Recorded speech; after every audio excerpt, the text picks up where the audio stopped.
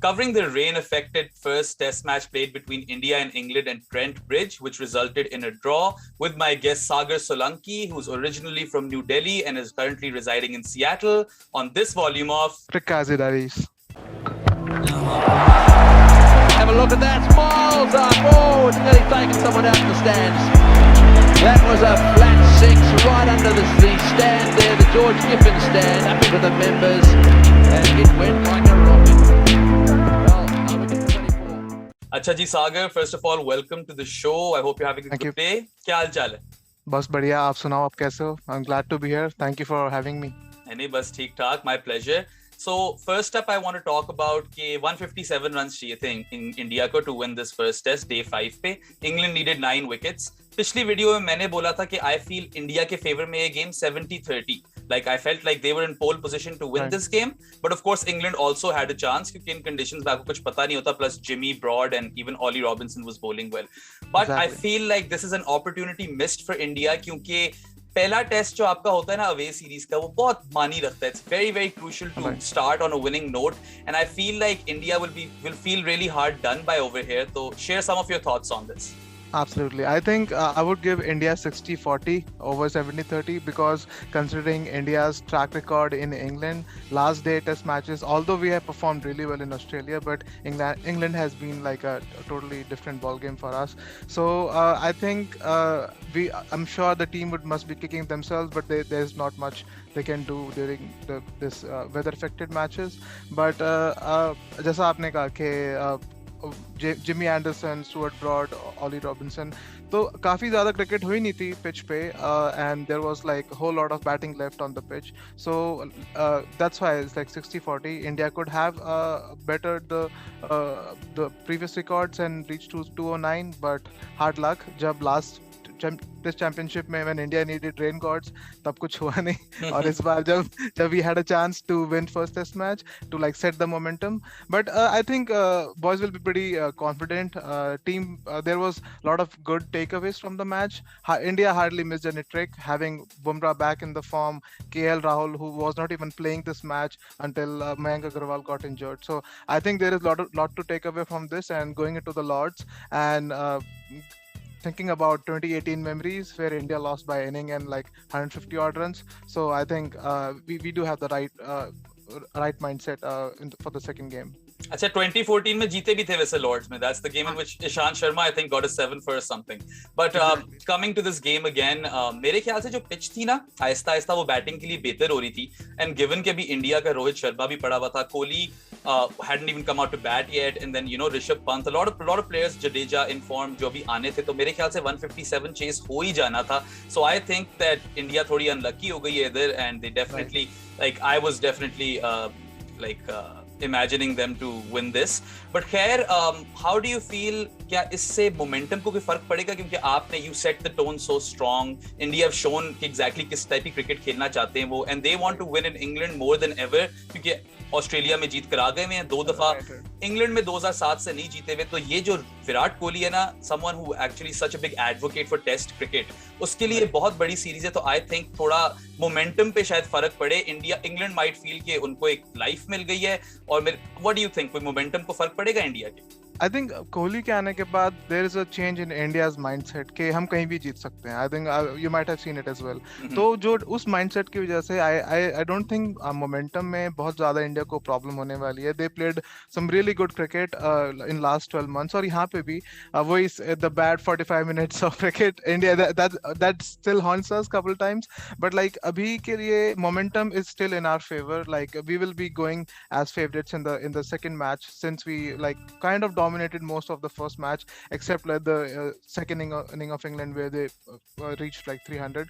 So I think अभी भी momentum है और it's more about the team culture जो कोहली ने सबके दिमाग में instill किया है, that it's the I think the highest level of professionalism and you know कि बहुत strong mindset वाले players है. तो I think effect नहीं होगा mentally, but yes कि 1-0 होता तो बहुत बेहतर होता. But दूसरी साइड से भी देखो कि लास्ट कुछ series India lost first test match, उसके बाद ही लाइक ऑस्ट्रेलिया में जब चीजें बेहतर हुई तो हम पहला मैच हार रहे थे. तो यहाँ पे अगर उस तरीके से देखा जाए तो देयर इज मोमेंटम हमारे साथ है स्टार्टिंग सीरीज से ही without losing first test match.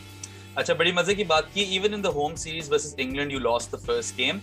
So generally India are slow starters. इसलिए I feel like it's an opportunity missed. मगर you've brought up a very good point कि विराट कोहली के आने से mindset पे वाकई बहुत फर्क पड़ा है. Like the previous Indian test team, Dhoni के अंडर जो खेलती थी, घर पे तो वो सब कुछ जीतते थे, but they had a horrible record away from home. Ganguly के टाइम पे फिर भी there was a respectable away record, but अब कोहली के अंडर आपको लगता है कि this Indian team can compete in any condition. So I too think that this battle is far from over, or there's still a long way to go in the series, and I expect India to play with the same sort of spirit. Exactly. और मैं as a viewer, as a fan, हमें भी जब पहले लगता था, we were like a decade back कि हाँ गांगुली के टाइम पे okay we might win one match out of 4 कि जैसे हमें याद है on we can count wins on our fingers, Adelaide win या Lords win. तो अब थोड़ा सा हमारा भी mindset change हो गया है कि जब हम देखने बैठते हैं मैच को तो वो 50-50 है कि मैच कहीं पे भी जा सकता है. पहले we were like on the back foot. तो exactly what I was talking about, the mindset. तो second match के लिए hopeful है. I hope it's not rain affected or odds are in our favor. So yeah, I hope not, क्योंकि Lords Test होती भी बहुत बड़ी चीज है. It's a massive occasion. All the players, they look forward to playing at Lords in their career. So well, best of luck to India, and I hope this series stays competitive. In this next segment, Sagar, I just want to talk about India's combination जो उन्होंने figure out कर लिया है in this series. Also, ये अभी World Test Championship में जब खेले थे final में, न्यूजीलैंड के खिलाफ they fielded 2 spinners in both Jadeja and Ashwin and went with 3 seamers. That didn't come off too well for them, and I'm really happy to see, मैंने बोला भी था कि इंडिया को करना चाहिए, that they've come in with 4 seamers, और चौथा सीमर जो शरदुल ठाकुर है, he's gotten a lot of key wickets for India in this game as well. तो मेरे ख्याल से they've got this template right, और इसी तरह इंडिया को कॉम्बिनेशन के साथ जाना चाहिए. And plus you've got Jadeja for the runs, and even though Ashwin नहीं है, I think ज़्यादा इसमें आपको benefit मिल रहा है in terms of batting. So what's your take on the combination, and what do we expect, or what can we expect from India going forward? I think I'll start with like what Inzi said today, that this is like the best pace attack India had produced for a very long time. तो अभी India की जो the core strength है वो पहले batting होती थी. अब like you can see players like Bumrah and like Ishan Sharma, Shami, all these test bowlers. तो इन्होंने मतलब they have completely changed our mindset as a fan that Indian pacers can't go like play away tests and can take wickets.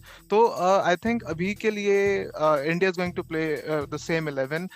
Shardul took Joe Root's wicket और उसने second inning में भी 1 या 2 wicket निकाले. Buttler को लिया था. Buttler को लिया था एग्जैक्टली. तो आई थिंक अश्विन बहुत बड़ा नाम है इंडियन क्रिकेट में, सबसे काफी ज्यादा विकेट्स हैं, उसको बाहर बिठाना अवे टूर पे बहुत मुश्किल काम है. But I think without India अब नाम पे नहीं जाता है कि इस बड़े नाम है तो उसको खिलाना ही है. It's all about the team combination. वैसे तो अश्विन ने भी जो रूट को बहुत बार आउट किया है, but Lord's is known to be favourable to the seamers, right. Jimmy Anderson ने लास्ट टाइम पे 5 मारा, फिर 4 विकेट ली सेकंड इनिंग्स में, और सब मोस्टली ऑलमोस्ट 1 या 2 विकेट छोड़ के सब पेसर्स को मिली थी. ओवरकास्ट कंडीशन, मतलब dream condition for any bowler like Jimmy Anderson. तो लॉर्ड्स की स्लोप भी होती है, the slope is very useful for the seamers. Exactly. तो काफी फेवरेबल कंडीशन है. तो आई डोंट थिंक इंडिया कुछ भी चेंज करेगा प्लेइंग 11 में next time. What you said about Jadeja as well, he provides depth और बॉलिंग तो है ही साथ में, but I think India will go with 4 seamers. और किसी ने ऐसा कुछ खराब भी परफॉर्म नहीं किया है कि उनको टीम से बाहर बिठाया जाए, अश्विन को ट्राई किया जाए. अश्विन बहुत बड़ा नाम है, बट आई थिंक अभी कंसिडरिंग द कंडीशंस उसको अभी भारी बैठना चाहिए, और नेक्स्ट मैच में भी शार्दुल खेलेगा. और शार्दुल की आपको इनिंग याद हो ऑस्ट्रेलिया में, तो वो भी अच्छा खेलता है, अच्छा बैट्समैन है. बट अगर इंडिया को जरूरत पड़ेगी, मुझे लगता है, क्योंकि जैसी जिमी एंडरसन जैसी बॉलिंग करा रहा है, I mean legend 620 wickets 38 age, ऐसी बॉलिंग करा रहा है, तो इंडिया को डेप्थ चाहिए, इंडिया को एक्स्ट्रा बैटिंग प्रोटेक्शन चाहिए. तो वहाँ पे लोअर में जब शार्दुल आ जाएगा और रविंद्र जडेजा है, तो वहाँ पे थोड़ी सी स्ट्रेंथ मिलती है. अश्विन बहुत बेटर बैट्समैन है शार्दुल से, बट लेकिन शार्दुल ज्यादा अच्छा पैकेज लेके आ रहा है as compare to Ashwin in the Lord's condition. Any other day अगर ये इंडिया में होता तो without a doubt, without a discussion, यहाँ पे अश्विन खेल रहा होता. ऑब्वियसली. एंड यू नो, शुरू में मैं भी जरा थोड़ा स्केप्टिकल था. मैंने कहा यार अश्विन नहीं खिलाया जडेजा की जगह, and I was more so in camp of Ashwin, but मेरे ख्याल से they've got their combination right. And you mentioned their fast bowling quartet. ये जो 4 seamers हैं, इस तरह का pace attack मैंने तो अपनी जिंदगी में इंडिया का नहीं देखा, and I don't think they've had one which has been so belligerent with the ball, especially in overseas conditions. आपको इस attack के साथ 20 विकेटें लेने में कोई मसला नहीं होता टेस्ट क्रिकेट में. I think that is the main template, and that's what will win India the series potentially. But let's just talk a bit about this pace attack. Bumrah आपके पास world class bowler, was under a lot of pressure, और अब आकर उसने 9 wicket ली. फिर आपके पास शामी है, he was your best bowler in the World Test Championship. Siraj is new but shows a lot of promise, और फिर शर्दुल ने भी बहुत डिसिप्लिन के साथ बॉलिंग कराई है. तो ये जो क्वार्टेट है ना, पेस क्वार्टेट इंडिया का, आई थिंक ये जो है ना, this might be the difference between the two teams in this series. Exactly. So I would say कि ये गोल्डन एरा है इंडिया के पेस अटैक का. इस टाइम पे आप बाहर बैठे हुए पेसर्स को देखो. ईशांत शर्मा जो आप बता रहे हो 2014 में 7 विकेट्स लिए थे, भुवनेश्वर कुमार जिसने फर्स्ट इनिंग्स में 6 विकेट्स लिए थे, और उमेश यादव. तो अभी हमारे पास 3-4 पेस बॉलर्स तो बाहर बैठे हुए हैं, और जो कि क्लॉक कर रहे हैं 145 प्लस. उमेश यादव इंडिया का फास्टेस्ट बॉलर है. उसके बाद ईशांत शर्मा की भी पेस 140 के अराउंड क्लॉक कर रहा था इवन इन इंडियन कंडीशन. तो ये इंडिया का आई थिंक गोल्डन टाइम है. और coming back to the playing 11 जो ये है, Bumrah is in back in prime. India को बहुत प्रॉब्लम थी क्योंकि स्टुअर्ट ब्रॉड, ओली रॉबिन्सन और ये जितने England tail enders have been known to like bat well, right. Even Jimmy Anderson की भी इंडिया के अगेंस्ट आई थिंक 85 हाईएस्ट है उसका.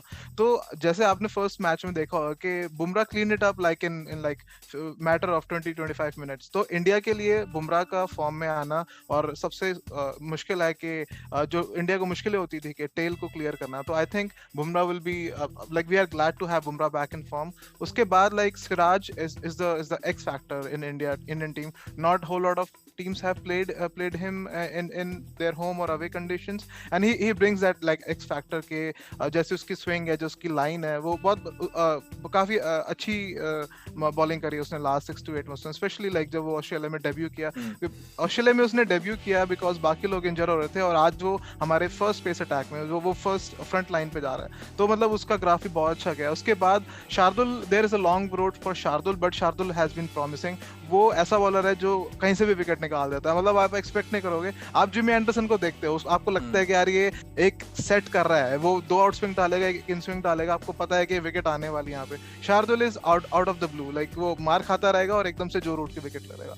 तो आई थिंक वो एक वो फैक्टर भी है. और शामी तो आई मीन शामी जैसी स्विंग बॉलिंग इंडिया में शायद ही कोई कराता होगा विद दैट मच पेस. तो शामी, आई एम होपिंग कि शामी ज्यादा विकेट्स लेगा सेकंड मैच में then Bumrah. And I think in चारों को छोड़ के जो पूरे दोनों टीमों में डिफरेंस रहेगा वो जिमी एंडरसन रहेगा. आप दोनों पिछले लास्ट कुछ टेस्ट मैचेस उठा के देखो, चाहे वो ओपोनेंट कोई भी हो इंग्लैंड का, जिमी एंडरसन का रिकॉर्ड लॉर्ड्स में मैच करना है, इट्स वेरी हार्ड.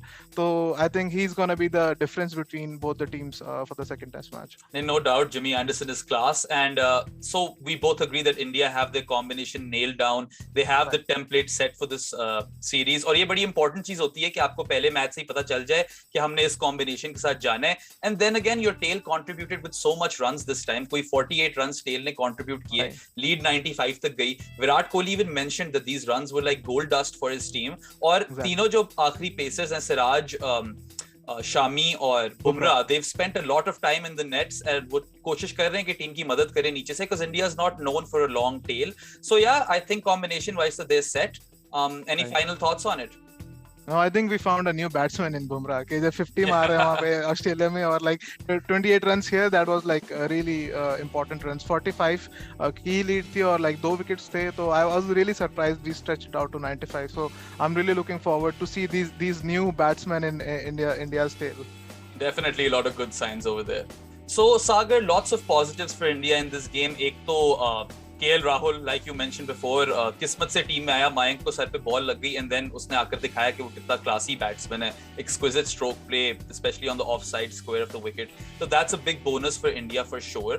और रोहित भी, चलो, he applied himself. ठीक है, उतने शायद रन्स नहीं आए, मगर रोहित शर्मा के लिए बहुत बड़ी बात है कि वो जाकर अपने आप को इस तरह आराम से वॉचफुल क्रिकेट खेल रहे हैं कंडीशंस के मुताबिक. An area for concern though, I want to ask you, how big of a concern is Kohli, Rahane and Pujara's form for India. Pujara, of course, now has gone 19 test matches without 100. Ajinkya Rahane has played 13 test innings in this year. He's averaged just over 20. Or Virat Kohli, 47 innings now in international cricket, no century. जिस बंदे ने 70-100 किए हो international cricket में, उसके लिए तो ये बहुत बड़ी बात है.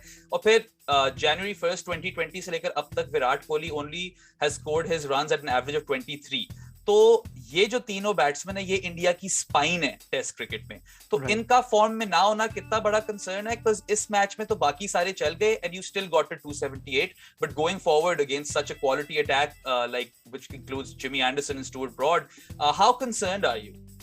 I'm like if you have to give one batsman among all three, I think सबसे concerning पुजारा की form है, exactly how you said, क्योंकि Pujara is like the anchor for the Indian batting lineup. Like वो cemented रहेगा pitch पे and everybody will play around him. So that's the problem India is having. कि आपने first inning में देखा होगा कि एक wicket down हुई है, Pujara out हो गया, and then there is like a 3-4 wicket in a matter of like less than 1 hour.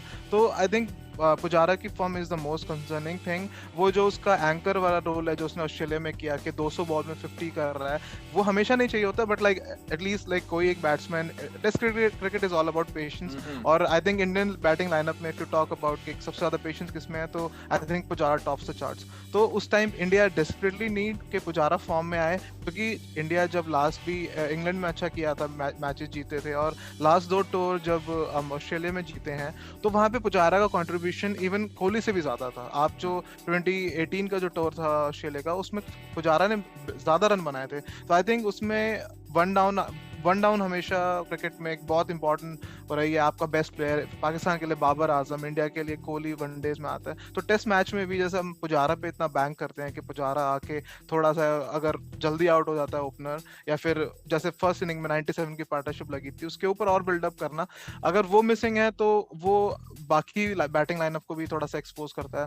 जहां तक रही वो एल्यूसिव 100 जो कोहली की अब तक नहीं हुई है, आई थिंक वो उसके बारे में बहुत लिखा जा रहा है, बहुत वो किया जा रहा है, but I think I am not very much concerned. क्योंकि आप अभी लास्ट टेस्ट मैच उठा के देखो, जो world cup test championship final था, उसमें 40s में दोनों ही रहाने और कोहली ने ही उस इनिंग्स को सेव किया था. 49 उसने किए और 44-42 कोहली ने किए. तो I think Rahane has contributed Melbourne ton, he scored after like we were bowled out for 36. तो रहाने की फॉर्म इतनी कंसर्निंग नहीं है जितना I would say Pujara.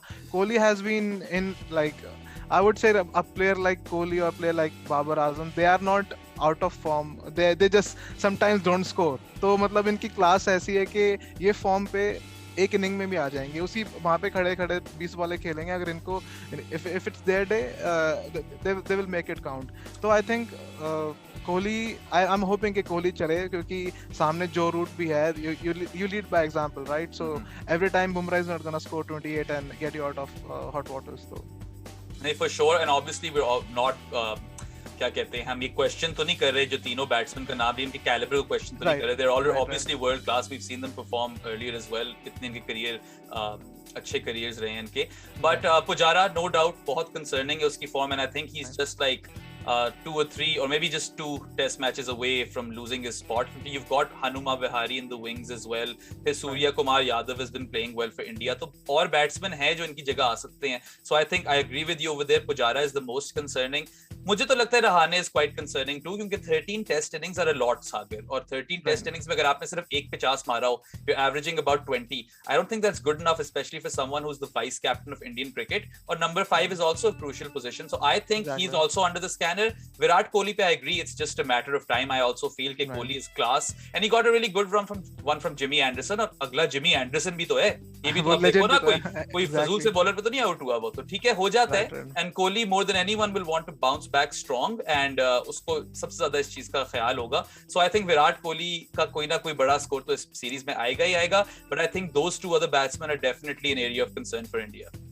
Right. Yeah, Rahane to some extent कह सकते हैं, but like I'm a big Rahane fan, तो मुझे लगता है कि he will be chipping in with some crucial runs, क्योंकि इंग्लैंड और ऑस्ट्रेलिया ऐसे टूर्स हैं कि वहाँ पे आपके बिग 100s मैटर नहीं करते. कई बार जो वो 150 का टारगेट है, वहाँ पे आपने 30-40 आउट स्कोर कर दिया है, तो वो एवरेज में बहुत अच्छा नहीं दिखता, बट आपको पता है on that day that contribution is no less than a ton. तो रहाणे के ऐसे कंट्रीब्यूशंस रहे हैं थोड़े पिछले टाइम में, तो उसके रिकॉर्ड्स पे नहीं आ रहे, बट या आई एग्री विद यू के Pujara is like the weakest link in India's batting lineup. उसके बाद Rahane needs to pick himself up and like score some good runs. And like he's done it before, right? You mentioned that Boxing Day test at Melbourne जो इसने मारा था, तब भी बहुत ज़्यादा pressure था. I remember Virat Kohli making it a point to come out in his presses and defend Ajinkya Rahane. आजकल वो ये चीज़ पुजारा के लिए कर रहा होता है. But yeah, so I definitely can see him bounce back. But I feel like 5 test match की सीरीज में अगर थर्ड टेस्ट तक इन लोगों से नहीं रन हुए ना, पुजारा और रहाणे से, तो they could potentially lose their spot, even though Rahane vice captain है. Right. Maybe not Pujara, Rahane हो सकता है, क्योंकि as you said Hanuma Vihari is knocking the door, और स्काई भी आ गया है बस ऑलमोस्ट. स्काई की जो एंट्री इंडियन क्रिकेट में रही है, जैसे उसने श्रीलंका में परफॉर्म किया है, आईपीएल में परफॉर्म किया है, तो आई थिंक अभी टेस्ट मैचेस के लिए इंडिया बहुत थोड़ा सा ग्रूम करता है सारे नए प्लेयर्स को ओडीआई और टी20 में. मतलब टेस्ट 11 में अब तक केएल राहुल की पोजीशन सॉलिड नहीं हुई है, इवन रोहित शर्मा की पोजीशन सॉलिड नहीं हुई है प्लेइंग 11 में. तो इंडिया के जो टेस्ट वो है, वो that is like the cream of like whatever playing 11s you have in different formats. तो वहां तक पहुंचने के लिए आई थिंक स्काई को भी टाइम लगेगा, but I think Hanuma Vihari is a solid case. बट फिर उस केस में कोहली को नंबर 3 जाना पड़ेगा, एंड देन 5th पे Hanuma Vihari. I don't think थोड़ा सा ऊपर खेलेगा, वो मिडिल ऑर्डर में ही कहीं रहाणे की पोजीशन लेगा, और रहाणे और कोहली थोड़ा सा ऊपर जाएंगे. चलो ऐसा भी हो सकता है, बट ऑफ कोर्स लाइक हमने अभी पहले बात की थी कि बॉलिंग तो इंडिया की सॉलिड लग रही है. I expect them to take 20 wickets every game. Batting में वही आपको कंसर्न हो जाता है ना, मूविंग बॉल जो ड्यूक्स की है, India have suffered before in the past. So ये जो स्पाइन है, they need to fire for me if India are to win. Exactly, definitely. At least one of them has to score like 100 or like something like what KL Rahul did in the first match and in both the innings. क्योंकि I don't think Lords बहुत मतलब 300 से ज़्यादा per inning में scoring होने वाला है. It's all about like overcast conditions और swing bowling. तो बहुत bowling dominated match होने वाला है, जिसमें कि दोनों it will be a test of pace battery from both the sides. So let's see कि जिसका pace attack ज़्यादा अच्छा चलेगा I think, और जिसकी fielding अच्छी रहेगी, क्योंकि हमने first test match में देखा इंग्लैंड काफी बुरी फीलिंग, सब पार इन द फील्डिंग. उन्होंने केएल राहुल को 2 बार ड्रॉप किया, और लाइक इवन कैप्टन ने भी ड्रॉप किया, और स्ट्रेट फॉरवर्ड कैचेस थे स्लिप कॉर्नर में, तो और कुछ रनआउट्स भी छोड़े. तो आई थिंक थोड़ा सा इंग्लैंड का अगर हमें वहां से और थोड़ा सपोर्ट मिलता है, ऐसी फील्डिंग रहती है, तो इंडिया के चांसेस अच्छे बन सकते हैं यहाँ पे. नहीं, for sure. And I think India it's their best chance to win a series in England for sure, क्योंकि man for man, pound for pound team बेहतर है इंडिया की इस वक्त इंग्लैंड से. So let's see how the series progresses. अच्छा Sagar, so let's come to England now. India की हमने काफी बात कर ली है. ऑफ कोर्स इंग्लैंड का बॉलिंग अटैक तो we are never going to question. उनका जो भी चांस है सीरीज में, वो जिमी एंडरसन और स्टुअर्ट ब्रॉड, वही जो बॉयज है ना, 2 उन्हीं ने उनको जिताना है अगर जीतना है उन्हें तो. But their batting order has been an area of a lot of concern I would say, क्योंकि बहुत इनएक्सपीरियंस है उस बैटिंग ऑर्डर में. आपको लगता है कि जो रूट के अलावा जो है ना, no one can craft a big innings, और सब 25-30 स्टार्ट्स लेकर आउट होते जाते हैं, एंड आपको वो महसूस होती है कमी of an Alistair Cook or of a Ben Stokes, people who have performed so well for England in the past. So do you think that this English team is heavily reliant on Joe Root for runs, और जिस दिन Joe Root ना चला उस दिन तो मुझे लगता है इनका कोई शायद कोई चांस ही ना हो. I think I agree with you कि बहुत डिपेंडेंस है जो रूट पे, एंड इट्स लाइक जो मेसी रोनाल्डो के साथ जो हो जाता है कि टीम उनके अराउंड प्ले करती है, तो यहाँ पे भी जो बैटिंग लाइनअप है इंग्लैंड का, तो टीम उनके अराउंड ही प्ले कर रही है. आप देखो कि एक्सपीरियंस की बात की, इन सब में से अगर रॉरी बोन्स आता है 26 टेस्ट मैच, और जैक क्रॉली और डॉम सिबली, इन सब के 15 से 20 उससे भी कम टेस्ट मैचेस हैं, तो इनएक्सपीरियंस तो काफ़ी ज़्यादा है. बट एक और बात ध्यान रखनी पड़ेगी, ये इनकी होम कंडीशंस हैं. हमारे यहाँ पे बहुत सारे, जब इंडिया में भी हमने डेब्यूटेंट्स को टेस्ट मैचेस खिलाए हैं, तो उन्होंने अपनी कंडीशंस में काफ़ी अच्छा परफॉर्म किया है. तो I think just because of home conditions, and they are used to playing this Duke ball, playing in this overcast swing conditions, तो फिर भी मैं कहूँगा के अभी भी मैं चांस दूंगा कि there are people like Jos Buttler, Bairstow and Joe Root, ये इनकी बैकबोन है। इन तीन में से कोई भी एक चलता है, ये अपना स्कोर लगा जाते हैं, और ये भी नहीं लगाते हैं तो स्टुअर्ट ब्रॉड और जो इनके बॉलर्स हैं ये फिर भी कर देते हैं। तो मैं बहुत कंसर्न नहीं हूँ कि मतलब मैं बस खुश हूँ कि इंडिया की बॉलिंग इतनी अच्छी हो गई है कि बहुत बहुत अच्छी बैटिंग लाइनअप है इंग्लैंड का आज भी, इवन इफ इनएक्सपीरियंस है। बट आई थिंक जो रूट के अराउंड, जो रूट पे डिपेंडेंस है, बट इवन इफ जो रूट नहीं चलेगा, उसके अलावा जॉस बटलर जो lower down I think number 7 आता है, बेस्टो आता है, तो आई थिंक फिर भी इनके पास टॉप में इनके पास कुछ भी नहीं है। मतलब आप इनकी पहली 2 से 3 विकेट्स जो रूट के अराउंड आप बहुत आराम से निकाल सकते हो। बट जो मेन स्ट्रेंथ है इंग्लैंड बैटिंग की, वो उनका मिडिल और लोअर मिडिल ऑर्डर है। तो तभी आप देखो कि सेकंड इनिंग्स में 300 बने बिकॉज सबने नीचे वालों ने सबने चिप इन किया और 100 मारी जो रूट ने। तो नहीं, 100%. और even though we have seen like glimpses of brilliance from the top order batsmen, like आपने सिबली ने भी कुछ 1-2 hundreds दिए हुए हैं, Rory Burns has had a successful patch as well, मगर मुझे लगता है उसकी टेक्निक जो है वो टेस्ट क्रिकेट के लिए थोड़ी फ्लॉड है। That's my personal opinion. और फिर Jack Crawley scored 267 against Pakistan, but he has nothing else to report home about. तो definitely top 3 जो तुमने कहा बिल्कुल ठीक कहा कि it's a massive area of concern, and of course this puts the onus on Bairstow and Butler. उन्हीं को साथ देना पड़ेगा रूट का, क्योंकि वो थोड़े एक्सपीरियंस बैट्समैन है। ठीक है, टेस्ट क्रिकेट में कोई इतनी ज्यादा सक्सेस नहीं देखी हुई उन्होंने, they've been all right, but they have seen success nonetheless. और बेयरस्टो ने भी 75 प्लस टेस्ट खेले हुए हैं। बटलर काफी देर से टेस्ट टीम का हिस्सा है, even if he hasn't got a lot of games under his belt, और बाकी हर फॉर्मेट में रेगुलर है। एंड देन सैम करन, वो तो रन्स देगा ही देगा ना इंग्लैंड को, उसका तो काम ही यही है। आई रियली इंडिया के अगेंस्ट, स्पेशली इंडिया के अगेंस्ट, इंडिया पाकिस्तान दोनों को ही वो पड़ता है। I feel like they are missing a certain Chris Woakes over here. Woakes की बॉलिंग भी इन कंडीशंस में बड़ी लीथल होती है, and then Woakes also gives you a lot of crucial runs. तो I am surprised not to see him honestly, but I also still feel कि जिस मैच में जो रूट ना चला ना, मुझे लगता नहीं है इंग्लैंड वो मैच जीत सकती है।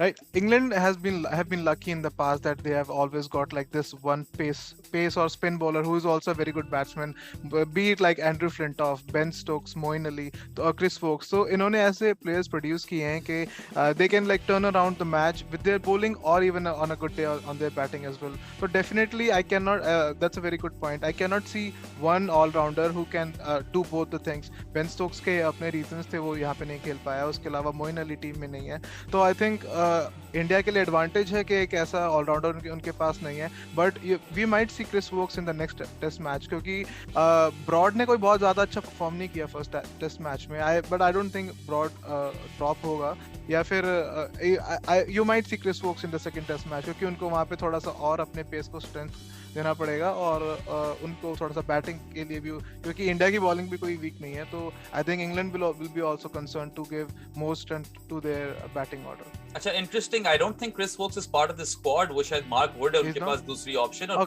Craig Overton है। So let's see if they go for one of those guys or not. Okay. But yeah, so I think we have consensus on the fact that Joe Root or bust type scene है इधर, and the English captain of course he's class, top 4 में आता है, वो world class batsman है। Test average उसकी बस 50 से थोड़ी सी नीचे है, और इंडिया तो उसकी वैसे ही फेवरेट टीम है। So I think he will obviously score more runs this series, but जहां वो नहीं चला, I think that's where India need to capitalize and win the game.